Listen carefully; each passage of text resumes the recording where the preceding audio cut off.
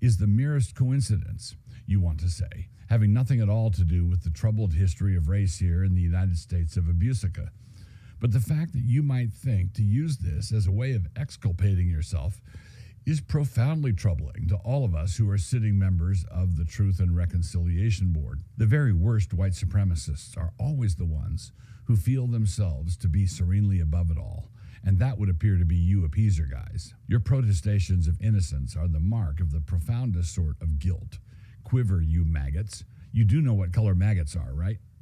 The grand mistake. Why does this tactic work? Why has the left continued to use it with such great success? Somewhere up above, I use the word misunderstanding. People want to know why I use illustrations or defend causes or teach on subjects that open me up to such grievous misunderstandings. The one asking this question knows my teaching. He knows that I am not a white supremacist. He knows that I don't enable pedophiles. He knows that I don't call women foul names.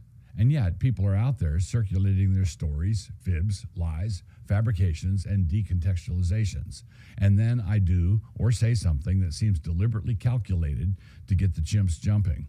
Why do you do that? Why do you not care about these misunderstandings? And the answer is that they are not misunderstandings at all. They are lies. I don't care about the lies. And this is because Jesus commanded us not to care about the lies.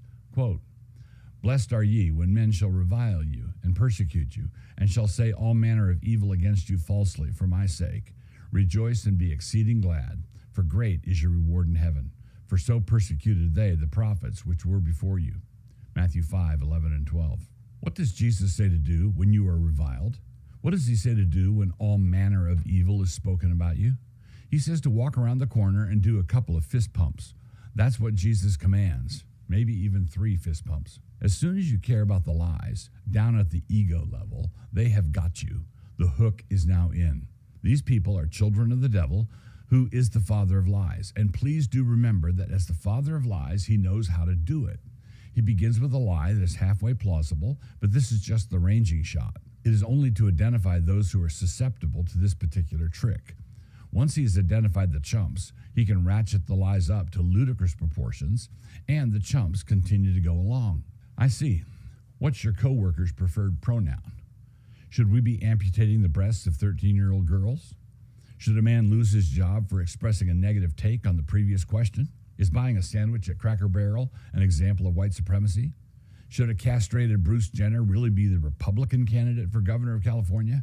Should drag queens be conducting story hours for little kids at public libraries? Have we always been at war with East Asia? You see, my central offense is that I'm willing to say that I know that the progressives are lying. When they go into their fits of offended outrage, they are not outraged. They are lying.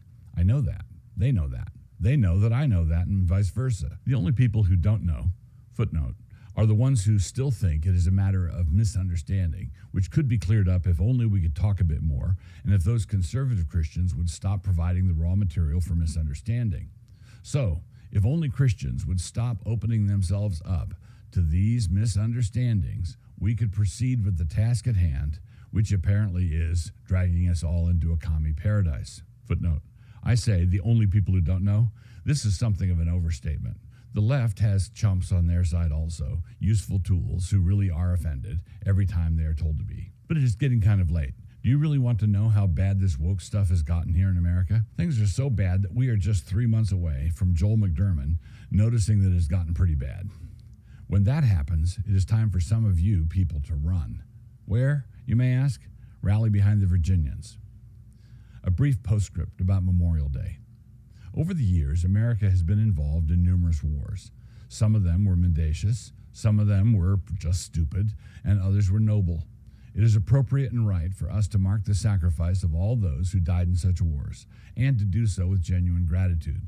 But despite the civic rhetoric that surrounds these observances, such sacrifices cannot provide us with the rallying point we need. Our rallying point must be from outside the world. If it is inside the world and in accordance with its ways, it is the easiest thing for the enemy to just pick the other side.